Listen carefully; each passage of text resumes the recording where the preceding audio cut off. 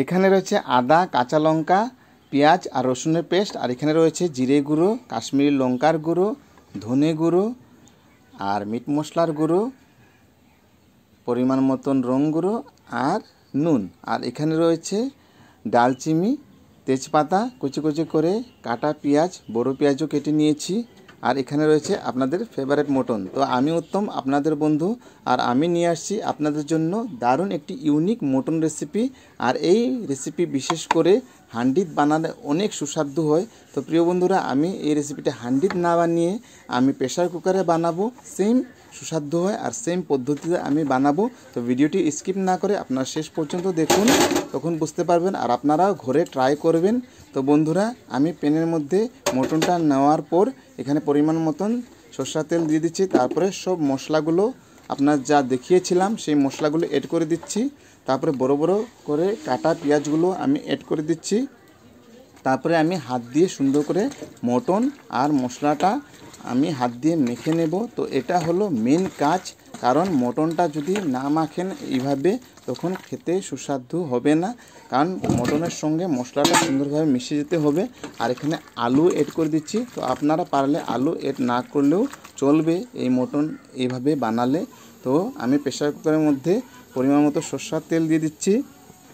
তো সরষের তেল গরম হওয়ার সঙ্গে সঙ্গেই আমি এখানে ডালচিনি, লবঙ্গ, এলাচি আর কুচি কুচি করে রাখা কাটা পেঁয়াজ দিয়ে দিচ্ছি। তারপরে এখানে আমি 30 সেকেন্ড মান রাখতে হবে সেই তেলে, কারণ পেঁয়াজের কালারটা লাল হতে হবে।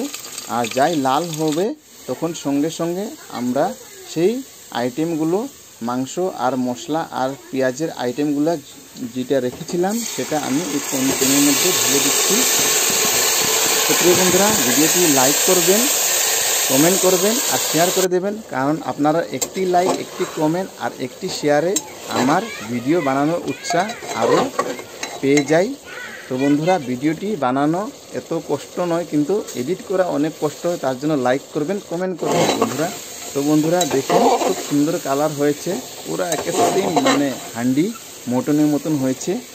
তো ধ্যান রাখবেন আপনারা, সেই সময়ে আপনারা গ্যাসের ফ্লেমটা কমিয়ে দেবেন, কারণ যদি গ্যাসের ফ্লেম বেশি হয়ে থাকে তখন মানে পুড়ে যেতে পারে। তো তেল ছড়ানো শেষ হয়ে গেছে। তো তারপরে আমি এখানে জল দিয়ে দিচ্ছি। তো আজকে আমি জলের পরিমাণটা অল্প বেশি দিচ্ছি, আপনারা পারলে গ্রেভি টাইপের বানাবেন আর জল দিতেও পারেন। তো বানাবেন আপনারা, এইভাবে বানিয়ে দেখবেন, ঘরে ট্রাই করবেন, অনেক ভালো লাগে। তারপরে আমি এখানে গরম মশলা শিলপাটা পিষিয়ে রেখেছিলাম সেটাও এড করে দিচ্ছি। আমরা সাধারণত মিট এবং মটন বানালে গরম মশলাটা এড করি একেবারে সর্বশেষে, কিন্তু এখানে প্রথমে এড করতে হবে, কারণ প্রেসার কুকারের ঢাকনা লাগানোর পর আর কিচ্ছু করা যাবে না। তারপরে 7-8টা সিটি মারার পরে মাংস ফাইনালি মটন হয়ে কমপ্লিট। দেখুন বন্ধুরা, তো কেমন হয়েছে। ধন্যবাদ সবাইকে ভিডিওটি দেখার জন্য।